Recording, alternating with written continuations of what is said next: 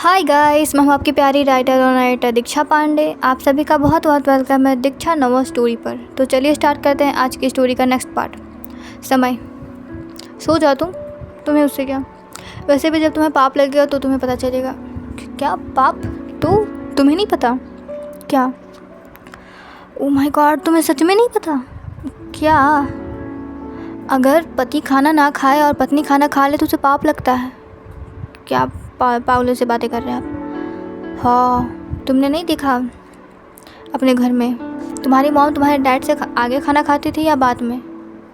Mom तो सबसे बाद में खाना खाती थी। वही तो, मेरी मॉम भी सबसे लास्ट में खाना खाती है। जब तक पति ना खाना खा ले तब तक पत्नियाँ खाना नहीं खाती है। क्यों? पाप लगता है। सच में? तो पर मैंने तो खा लिया। वही तो, तुमने खा लिया, अब तुम्हें पाप लगेगा। पर मुझे थोड़ी ना पता था कि ऐसा कुछ होता है। आपको बताना चाहिए था ना, आप तो यहीं पे थे ना। और मुझे क्या लगा कि तुम खा लोगी, मुझे लगा तुम्हें पता होगा ये बात। तुम्हारी मॉम ने तुम्हें बताया होगा कि पति आगे खाना खाता है, उसके बाद पत्नियाँ खाना खाती है। तुम्हें ये बात किसी ने नहीं बताई? नहीं बताई। हाँ, अब तुम्हें पाप लगेगा सच में। सानवी को ऐसे देखकर समय को हंसी भी आ रही थी और उस पर तरस भी आ रहा था कि क्या सानवी सच में उसकी बात को सच मान रही है। क्या उसे सच में लग रहा है कि उसे पाप लगेगा। उसे मज़ा भी आ रहा था सानवी को ऐसा परेशान करने में। अब तो कुछ हो नहीं सकता, तुम्हें तो पाप लगेगा या भगवान श्राप दे देंगे तुम्हें। सच में? हाँ, पर मैं क्या करूँ, मुझे पता थोड़ी ना था। अब पता नहीं था तो वो तुम्हारी गलती है ना, तुम्हें पता रखना चाहिए था, तुम्हें अपनी मॉम से पूछना चाहिए था ना। अब मैं क्या करूँ? वैसे इस पाप का तो कोई उधार है नहीं, बस एक उपाय है जिससे कि तुम्हारा पाप थोड़ा कम हो सकता है। क्या? तुम्हें अपने हाथों से मुझे खाना खिलाना होगा ना। ऐसा थोड़ी ना होता है कि मुझे पाप लगे और मैं आपको खाना खिलाऊं तो मेरा पाप कम हो जाएगा। अरे तुमने मुझसे आगे खाना खाया है ना, तो अगर तुम मुझे अपने हाथों से खाना खिला दोगी तो पाप कम हो जाएगा सच्ची। तो चलिए। कहाँ? खाना खाने? वो तो खाना है। ओह, पर वो तो ठंडा हो गया ना। कोई बात नहीं, मैं ठंडा ही खा लूँगा, कोई प्रॉब्लम नहीं है। सानवी समय को बैठा कर उसे खाना खिलाने लगती है। समय उसके हाथों से खाना खाया जा रहा था और उसे ही देखे जा रहा था। वो सोच रहा था कि सानवी कैसी लड़की है, उसे बुरा नहीं लगता कि समय उससे इतने बुरे तरीके से ट्रीट करता है, उससे इतना गंदा बिहेव करता है, फिर भी वो उसे खाना खिला रही है, वो भी इतने प्यार से। सानवी किसी छोटे बच्चे की तरह उसे खाना खिला रही थी। समय भी उसकी हर बात मान रहा था। जैसे सानवी बोल रही थी कि आ कीजिए, वो भी उसके तरह मुंह खोल रहा था, जैसे कि सानवी किसी 5 साल के बच्चे को फीड करा रही हो, खाना खिला रही हो। सानवी उसे खाना खिलाकर उसे पानी पिला देती है अपने हाथों से, जैसे कि बच्चे को पिलाया जाता है। फिर अपने हाथों से उसका मुँह पोंछ देती है। समय हड़बड़ा जाता है, बोलता है ये क्या था? वो मैं साफ़ कर रही थी। क्या साफ़ कर रही थी? वो आपका मुंह आपने खाया तो वो झूठा हो गया ना। ओ ठीक है। सानवी सारे प्लेट्स बाहर उठाकर ले जाने लगती है। तो समय बोलता है कहाँ ले जा रही हो प्लेट्स? वो किचन में रखने नहीं, बाहर रख दो, सर्वेंट आकर ले जाएंगे। ओके। और रात भी हो गई, सो जाओ।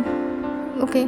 सानवी रख देती है सारे प्लेट्स बाहर में और सोफे पर आकर लेट जाती है। समय भी अपने बेड पर लेट जाता है। फिर वो देखता है सानवी कहाँ गई, सानवी सोफे पर सो रही है। फिर वो सोच रहा है कि वो कैसे सानवी को बेड पे बुलाए। होता है वैसे बेड तो बहुत बड़ा है। सानवी कहती है क्या आपने कुछ कहा? नहीं, मैं बोल रहा था बेड बहुत बड़ा है और सोफ़ा तो इतना छोटा सा है, तुम आ जाती हो उसमें? हाँ हाँ, इतनी छोटी सी हो तुम? मैं छोटी नहीं हूँ, मेरी हाइट आइडियल है, 5'3" है मेरी हाइट। ओ, वैसे बेड में भी 2-3 जन आराम से सो सकते हैं। हाँ तो, और ठंड भी बहुत ज़्यादा है और एक ब्लैंकेट में ठंड जाएगी भी नहीं। हाँ तो सानवी को थोड़ा थोड़ा समझ में आ रहा था कि समय कहना क्या चाहता है। समय बोलता है तुम्हें समझ में नहीं आ रहा मैं क्या कहना चाह रहा हूँ क्या?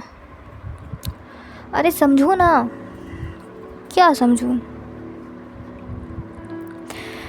तुम खुद उठकर बेड पर आ रही हो मैं या फिर मैं आऊँ? क्या? हाँ, तुम आ रही हो या मैं आऊँ? मैं नहीं आ रही। एक तो जब मन करता है तब आप मुझे कभी तो कितने प्यार से ट्रीट करते हो, कभी इतना डांटते हो, और उसी दिन आप ही नहीं तो कहा था कि मैं आपके बेड पर ना लेट सोऊं, तो मैं नहीं सोऊंगी। समय उठता है, अचानक सानवी को ब्लैंकेट के सहित उठाकर बेड में पटक देता है और खुद भी उसके बगल में लेट जाता है।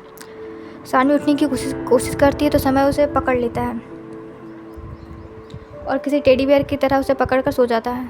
सानवी हिलने लगती है, बोलती है, अरे आप क्या कर रहे हैं? सानवी को समझ में ही नहीं आता कि अचानक समय ने क्या किया। वो अभी तो सोफे पर सोई हुई थी, अचानक वो बेड पर है। अरे मुझे नींद लग रही है, मुझे सोने दीजिए ना, मुझे कल क्लास भी है कॉलेज में, सोने दीजिए ना। हाँ तो मैंने कब मना किया, सो। अब आप मुझे इस तरीके से पकड़े हुए रहेंगे तो मैं कैसे सोऊंगी? सोना है तो ऐसे ही सो, वरना रात भर जागे हुए रहो, और अगर एक बार तुमने अपने मुंह से निकाला हो तो मैं तुम्हें बालकनी से नीचे फेंक दूंगा। सानवी डर जाती है, उसे लगता है कहीं समय सही में उसे बालकनी से नीचे तो नहीं फेंक देगा, और वह आराम से सो जाती है। कुछ देर में उसे नींद भी आ जाती है और समय को भी नींद आ ही जाती है, पर समय को और दिन नींद नहीं आती थी क्योंकि उसे नींद ना आने की बीमारी थी जिसे आइसोमिया कहते हैं। ये बीमारी जब होती है लोगों को, तब उन्हें नींद नहीं आने लगती है, नींद की गोली उन्हें खानी पड़ती है, बहुत सारे मेडिसिन लेनी पड़ती है, तो नींद आती है।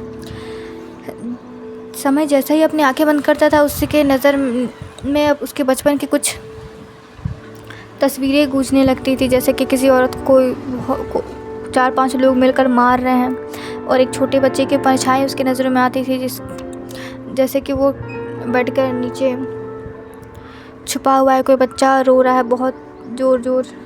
वैसे सिनेरियो उसके दिमाग में घूमने लगते। शायद ऐसा कुछ उसके बचपन में हुआ था जिसका वजह से उसके माइंड में इफ़ेक्ट पड़ा था और उसे आइसोमिया हो गया था, जिससे कि उसे नींद ना आने की बीमारी थी। वो रात तक जागा हुआ रहता था, कभी अगर मेडिसिन लिया तो फिर 1-2 घंटे सो जाता था, वरना वो जागे हुए ही रहता था। उसकी आँख बंद होती ही नहीं थी, आँख बंद करते ही उसके जहन में वैसे अजीब से सिनेरियो चलने लगते थे जो उसे सोने नहीं देते थे, और वो अचानक खड़ा हो जाता था। पर आज शायद किस्मत भी उस पर मेहरबान थी, या फिर सानवी उसके लिए मेडिसिन का काम कर रही थी। आज उसने नींद की दवाई भी नहीं ली थी, फिर भी उसे नींद आ गई थी। वो सानवी के साथ ही सो जाता है। सुबह 7 बजे सानवी की नींद खुलती है। वो समय को धक्का देकर बोलती है कि अरे उठिए, सुबह हो गई। अरे उठिए ना, सुबह हो गई है। आप इतने लेट से सोए हुए। तो समय बोलता है, सोने दो ना। अरे सुबह हो गई ना, तो अब कितना सोओगे? समय उसे और भी ज़ोर से जकड़ लेता है, बोलता है कि सोने दो मुझे, वरना तुम नहीं जानती मैं क्या करूँगा मैं तुम्हारे साथ। सोने दो, फालतू में गोली मार दूँगा। सानवी भी कोशिश करना छोड़ देती है, क्योंकि वो जानती थी कि वो समय को धक्का नहीं दे सकती। जब तक समय नहीं चाहेगा, वो उसे नहीं छोड़ेगा, तब तक वो उठ नहीं सकती यहाँ से। वो भी आराम से सो जाती है। 11 बजे फिर से सानवी की नींद खुलती है, तो जब समय का मोबाइल रिंग हो रहा था। समय के मोबाइल में लगातार किसी के कॉल्स आ रहे थे। सानवी उसे धक्का देकर बोलती, उठिए ना, सुबह हो गई। उसकी नज़र जाती है घड़ी पर, वो देखती है 11 बज गए। 11, ओ माय गॉड, 11! आज तो मेरी क्लास भी छूट गया, और इन्हें ऑफिस नहीं जाता क्या आज? फिर ये कुंभकर्ण के भाई है क्या? उठ क्यों नहीं रही है? सोए हुए कितना है? और दिन तो ऐसे पागलों की तरह नहीं सोते हैं, पर आज क्यों इतना सोए हुए हैं? सानवी के लगातार हिलने और बोलने की वजह से समय की भी नींद टूट जाती है। बोलती, क्या है, सोने भी नहीं देती तुम आराम से? हाँ, अरे देखिए, आपके मोबाइल में किसी का कॉल आ रहा है। समय जैसे ही सुनता तैसे वो अचानक से खड़ा हो जाता है और बोलता है कि कॉल किसका कॉल आ रहा है। वो देखता है, अपना मोबाइल खोलता है तो उस पर कम से कम 49 अर्जुन के कॉल्स थे, और उसके असिस्टेंट के कितने सारे मिस कॉल्स थे, कबीर के। वो सोचता है कि ओ माय गॉड, मतलब इतने सारे कॉल्स आए, मेरी नींद कैसे नहीं खुली? फिर टाइम कितना है? फिर उसकी नज़र आती है घड़ी पर, 11 बज गए। मैं 11 बजे के तक कैसे सो गया? मैंने तो कल मेडिसिन भी नहीं ली थी, फिर मैं इतनी देर सो कैसे सकता हूँ? ओ गॉड, मैंने ये किया क्या? फिर उन सानवी से कुछ कहना चाहता है, तब तक वो देखता है सानवी तो यहाँ पर है ही नहीं। सानवी वॉशरूम में पहले ही भाग चुकी थी, क्योंकि उसका भी बहुत सारा काम पेंडिंग बचा हुआ था, जो उस समय की वजह से अनफॉर्चुनेटली नहीं हो पाया था।